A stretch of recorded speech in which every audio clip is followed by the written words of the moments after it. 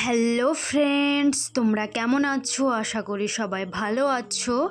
আজকে আমি চলে যাব শ্বশুর বাড়ি। মনটা এতটা খারাপ লাগছে, তাই আমি একটু বাড়ি থেকে বেরিয়েছি আমার ভাইজির সাথে। তারপরে আমি রেডি হয়ে চলে যাব।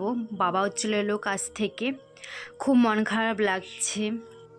আমিও এপাশে রেডি হয়ে গেছি। আমার এতটা পরিমাণে মন খারাপ লাগছে, তোমাদেরকে বলেও বোঝাতে পারবো না। এটা শুধু আমার ক্ষেত্রে না, প্রত্যেকটা মেয়ের ক্ষেত্রে চলে যাওয়াটা এতটা পরিমাণে কষ্ট। এই 15টা দিন সবার সাথে কাটানোর সময়গুলো খুবই মনে পড়ছে, আর বাবা মায়ের দিকে তাকানো যাচ্ছে না। আমার এতটা খারাপ লাগছে, এতটা কষ্ট লাগছে। আমার দিদি তো কান্নাই করে ফেলেছে, মাও কান্না করছে। আমার তো খুব কান্না পাচ্ছে, কিন্তু কাঁদতে পারছি না সবার সামনে। আমি যদি কেঁদে ফেলি তাহলে তারাও কষ্ট পাবে, তার জন্য আমি নিজেকে অনেক কন্ট্রোল করছি।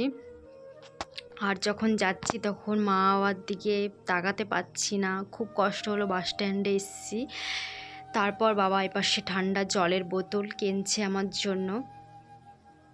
আর আমি বাবার জন্য এতটা মন খারাপ লাগছে। আর এই বাস স্ট্যান্ডটা দেখে আমার এতটা খারাপ লাগছে যে আবার কবে দেখা হবে, আমি আসবো আবার কবে।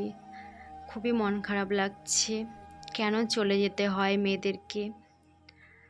আমি আর বেশি কথা বলবো না, আমার এতটা পরিমাণে কষ্ট হচ্ছে। তোমাদের এই ভিডিওটা কেমন লাগলো অবশ্যই আমাকে কমেন্ট করে জানাবে।